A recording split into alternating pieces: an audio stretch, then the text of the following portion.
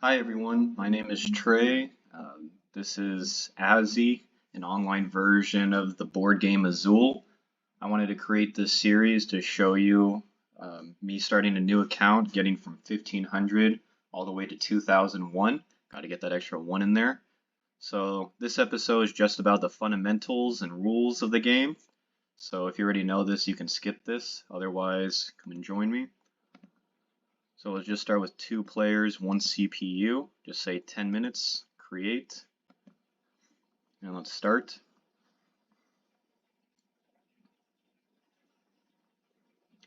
Alright, so we're facing against the CPU here, which isn't very good. And I'm currently 1500. And what are we looking at here? So the first thing, the goal of the game is to get more points than your opponent. So here we have the number 0. We both have 0 right now. And our goal is to get more points than the opponent. So everything you think of should be based off that reasoning. So we have a 5x5 grid here of different colored tiles. So if you're colorblind, good luck with this game. Otherwise, you can see like there's this green, blue, yellow, black, and red. And we want to fill these spots up so we can get points and eventually win. There are other few things attached to this game. First, I'll explain here is this number 1.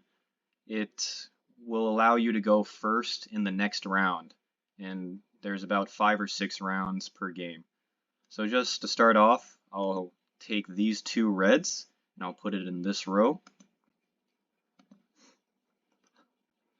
And you can see this 1 goes here. So what's this all on the bottom? This is the overflow section, and if you get overflow, you have to put some of your tiles here, and you can see how much it's worth. So getting this 1 will get me -1 point in the scoring system. And we can continue. Just for example, let me take this red, put it here, and so he took my red. If I was able to get that, I would have filled up this row. The point of this game is you have to fill up these rows so that it can place over to the side, and you can get points when it places over in the 5x5 grid. So I'll show you that in a second. First, I'll just put this here. So one of the rules in the game is that you can only place the same color in rows that are already filled with something. Like for example, this yellow, it can't go on the black or the red, it could go anywhere else. But for example, you can place the black anywhere it's available. So even though you have a black row here, you could place it somewhere else. That's usually not a good strategy, but you can. And I will just do it to fill up a row though. Okay, so my opponent does that. I'll take these 2 yellows and put it here. Okay, he takes a black, puts it there for some reason. It's not a very good move, but we don't care right now. I'll put this green here. And if you can see, I have the yellow here, the black here, the red and the green that I'm lining up to get a column. That'll be important in the scoring later, where you get bonuses for achieving certain things. But first of all, here's the scoring. So what happens here is you get +1 here, you get +1 here, and you get +2 here. So the way you score is you count up how many are adjacent to this new one that you filled in. So with this yellow one here, there was no other tiles that were filled in adjacent, so I only got 1 point. And this yellow one here, even though there was the yellow diagonal, it doesn't count because there were no others. This black wasn't here yet because it goes from top to bottom. So this yellow was also only 1 point because nothing was directly on the side of it. But this black got +2 because we already had a yellow. So that would be 1 point, 1 point, and 2 points for getting that. Okay, so now strategically here, an idea is to take the 2 blues because otherwise the opponent will take it. So that's a fine move. We'll just do that here.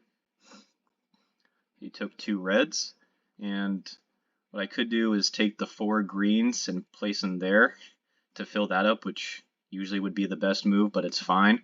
I'll just take their red and fill that up, just to make sure I get it.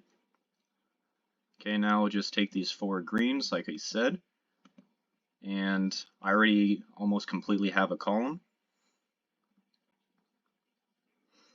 Okay, so I can take the blue to stop him from having the blues. I'll just do that, it's fine. And I could actually take 2 blacks to stop him from getting the yellow, which is a good learning point, so I'll do that. So if I take these 2 blacks, you can imagine I have to put him down the bottom. It will get me -4. But then he doesn't get to put the yellow on this open row, which means that he won't get any points for that. And it might be best, might not be, but I'll just put it here. And so he doesn't get any points on this first row now, which is good for me. He's doing well, CPU, but we're doing well as well. And you can see now that I have already a complete column. So at the end of the game, there are bonuses for getting rows, columns, and all of the same color. So if you fill up one of the rows, you get +2 points. If you fill up a column, you get +7. And if you get all of the same color, like all 5 of these greens, for example, you get +10. So that's a lot. Sometimes not the best thing to try to go for. It's a little risky, but still very good. So here we have 4 tiles, which is always really nice to get, pretty much, because you want to get a lot of tiles so your opponent can't. So I'll just put these 4 here, for example. So he took the 2 blues and he'll be able to get a column, that's fine. I'll just take these 2 blacks because he kind of wants the blacks, and I'll put him here just to fill up. Now 3 greens is what stands out to me. Could he use 3 greens? Like he could put it in his second row or his third row, so that'd be pretty nice for him, but not the best. It's fine, I could just take this red and I get the 1 here, so I'll be first next time. I really like this yellow triple here, so I'll get that, and I'll get those yellow points.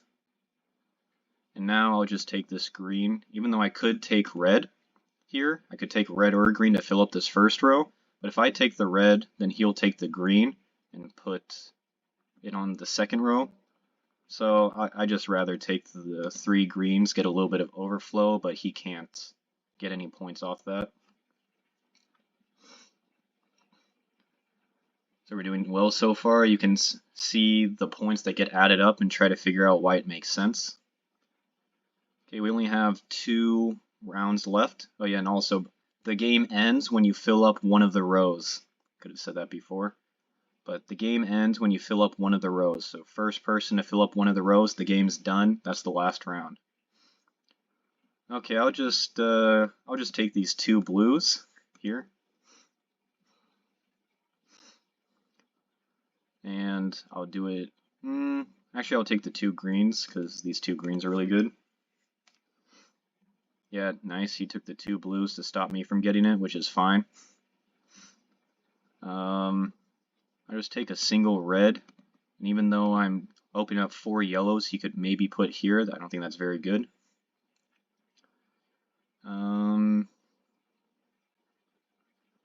I will just do these 6 yellows here. Why not? And so now no matter what I pick, he'll be able to get it. Strategically, I like this double black because it's very close to getting me a second row and an extra +7 points. He gets his points.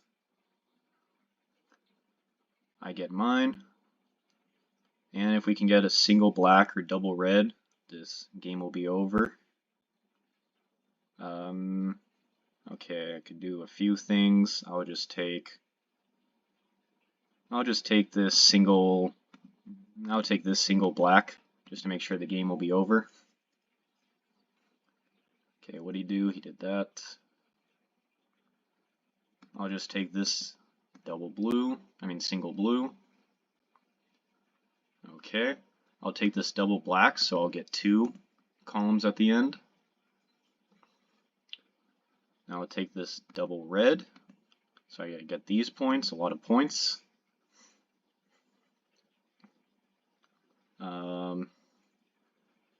I'll take this, why not? I get more points for 5. And here's the last option, I have to put it there, overflow. So the game is over, and you can look at the points and try to figure out how it makes sense. So it adds up the normal amount of points, and then at the end it will give this extra.